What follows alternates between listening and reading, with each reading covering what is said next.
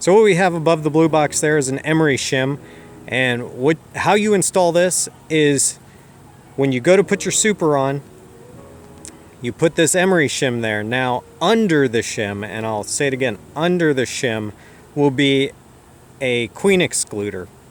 Now the queen excluder, what that's going to do is essentially form that barrier between the brood boxes and the super, and you put it under so that this entrance can now just go directly into the super. Now it's not a top entrance,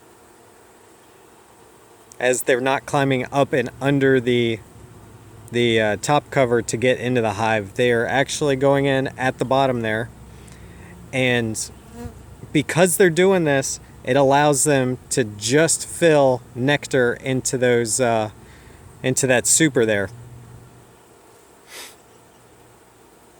The Imirie Shim is there right now, but does not have the excluder like I talked about, and that's because my frames up in the top box are not pulled out.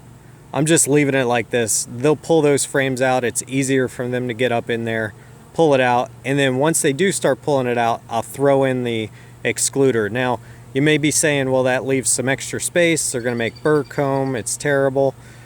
They actually don't with this. It's a little surprising because of that excluder. It's not only keeping the queen down, which I don't think she would go 3 boxes up anyway, but it forms almost a barrier where it's like a restart, because you have the entrance at the bottom of your super, and then they climb in and go up. So they're not seeing it as extra space to fill. They're seeing it almost like how they see the bottom board, because there's extra space down there, but you don't see them pulling out that comb.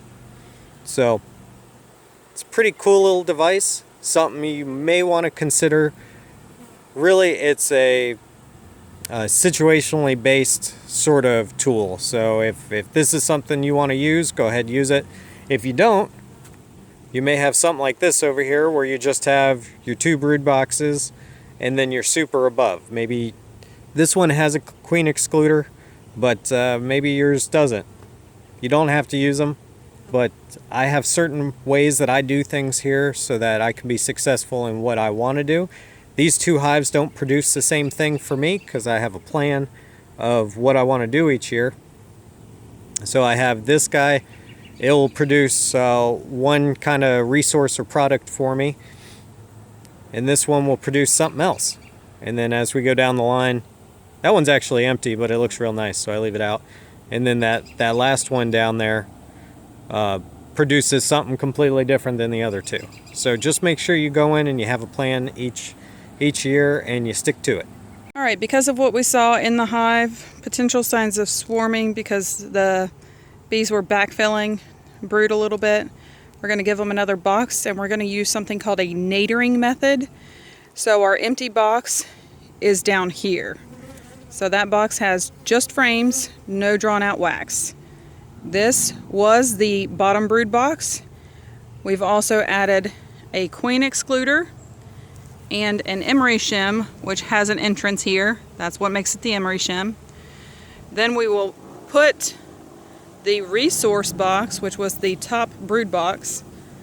That will now become our honey super. So it's going to go over the queen excluder and the Imirie Shim.